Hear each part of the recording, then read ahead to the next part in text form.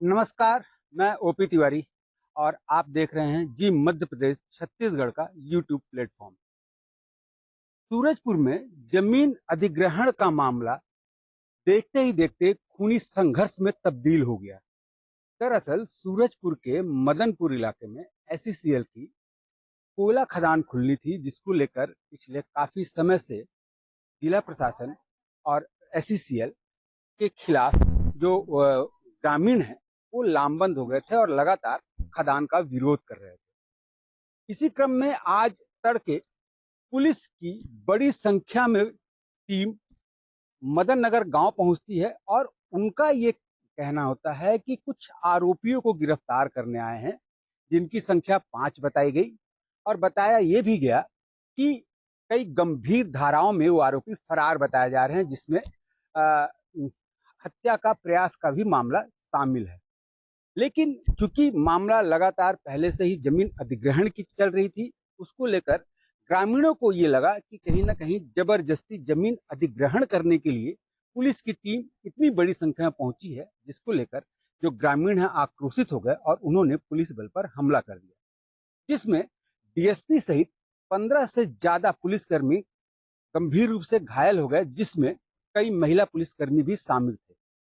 वहीं दूसरी ओर बताया ये भी जा रहा है कि दरअसल वाकई में जो ये टीम थी वो अ, अ, जमीन अधिग्रहण के लिए यहाँ पहुंची थी।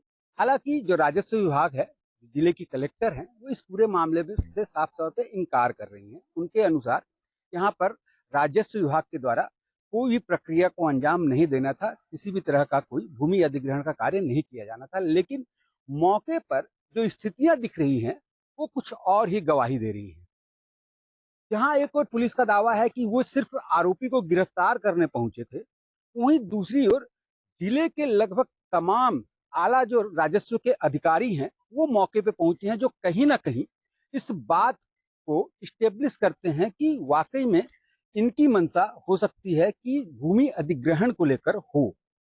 फिलहाल पुष्टि इसकी नहीं की जा रही है, लेकिन अब पुलिस कहीं ना कहीं दो तरफा फंसती हुई दिख रही है।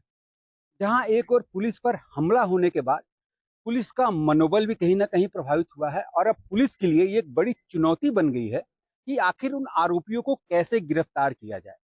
पुलिस ने सूरजपुर ही नहीं बल्कि संभाग के अन्य जिलों से भी पुलिस बल यहाँ बुलाया है। लगभग 400 से ज्यादा की संख्या बताई जा रही है पुलिस बलों की। साथ ही वाटर कैनन और आंसू गैस के गोले भी बड़ी संख्या में मौजूद हैं। जाहिर सी बात है कि स्थिति बेहद नाजुक है और कहीं ना कहीं तनावपूर्ण है। ऐसे में अब पुलिस विभाग और राजस्व विभाग का अगला कदम क्या होगा, ये देखने वाली बात होगी।